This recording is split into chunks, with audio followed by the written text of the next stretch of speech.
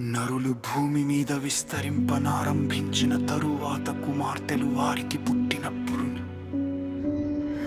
దేవుని కుమారులు నరుల కుమార్తెలు చక్కని వారని చూచి వారందరిలో తమకు మనస్సు వచ్చిన స్త్రీలను వివాహము చేసుకొనిరి. అప్పుడు యెహోవాన ఆత్మ నరులతో ఎల్లప్పుడూ వాదించదు. వారు తమ అక్రమ విషయములో నరమాత్రులయ్యున్నారు. అయినను వారి దినములు 120 ఏండ్లగునెను. ఆ దినములలో నెఫీలులను వారు భూమి మీద నుండిరి. తరువాతను ఉండిరి దేవుని కుమారులు. నరుల కుమార్తెలతో పోయినప్పుడు వారికి పిల్లలను కనిరి. పూర్వకాలమందు పేరు పొందిన శూరులు వీరే. నరుల చెడుతనము భూమి మీద గొప్పదనియు వారి హృదయము యొక్క తలంపులలోని ఊవాంతయు ఎల్లప్పుడూ కేవలము చెడ్డదనియు యెహోవా చూచి తాను భూమి మీద నరులను చేసినందుకు యెహోవా సంతాపము నుండి తన హృదయములో నొచ్చుకొనెను. అప్పుడు యెహోవా నేను సృజించిన నరులను, నరులతో కూడా జంతువులను, పురుగులను, ఆకాశ పక్షాదులు భూమి మీద నుండకుండా తుడిచివేయుదును. ఏలయనగా నేను వారిని సృష్టించినందుకు సంతాపము నుండి ఉన్నానెను. అయితే నోవహు యెహోవా దృష్టియందు కృప పొందినవాడాయెను. నోవహు వంశావళి ఇదే. నోవహు నీతి పరుడును, బలకరములో నిందారహితుడునై ఉండెను.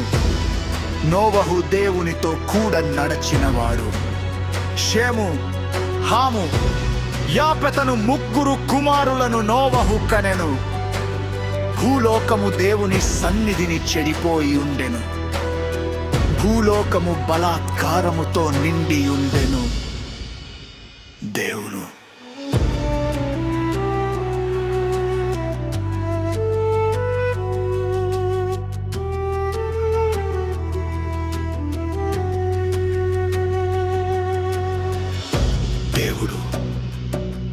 భూలోకమును చూచినప్పుడు అది చెడిపోయి ఉండెను.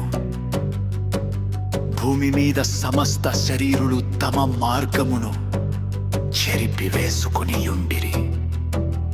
దేవుడు నోవహులో సమస్త శరీరుల మూలముగా భూమి బలాత్కారముతో నిండి ఉన్నది గనుక నా సన్నిధిని వారి అంతము వచ్చి ఉన్నది. ఇదిగో వారిని భూమితో కూడా నాశనము చేయుదును. చితిసారకపు మ్రానుతో నీ కొరకు ఓడను చేసి కొనుము. అరలు పెట్టి ఆ ఓడను చేసి లోపటను వెలుపటను దానికి కీలు పూయవలెను. నీవు దాని చేయవలసిన విధమిది. ఆ ఓడ 300 మూరల పొడుగును, 70 మూరల వెడల్పును, 30 మూరల ఎత్తును గలదై ఉండవలెను. ఆ ఓడకు కిటికీ చేసి పైనుండి మూరెడు క్రిందికి దాని ముగించవలెను. ఓడ తలుపు దాని ప్రక్కను ఉంచవలెను. క్రింది అంతస్తు 2వ అంతస్తు 3వ అంతస్తు గలదిగా దాని చేయవలెను.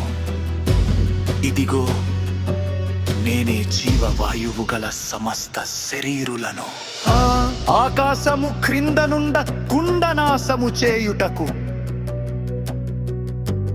భూమి మీదికి జల ప్రవాహము రప్పించుచున్నాను. లోకమందున్న సమస్తమును చనిపోవును. అయితే నీతో నా నిబంధన స్థిరపరచుదును. నీవును నీతో కూడా నీ కుమారులను, నీ పేరుని కోడంద్రును ఆ ఓడలో ప్రవేశింపవలెను. మరియు నీతో కూడా వాటిని బ్రతికించి యుంచుకొనుటకు సమస్త జీవులలో అనగా సమస్త శరీరుల యొక్క ప్రతి జాతిలో నివి 2 చొప్పున నీవు ఓడలోనికి తేవలెను. వాటిలో మగయి వాడుదియు నుండవలెను.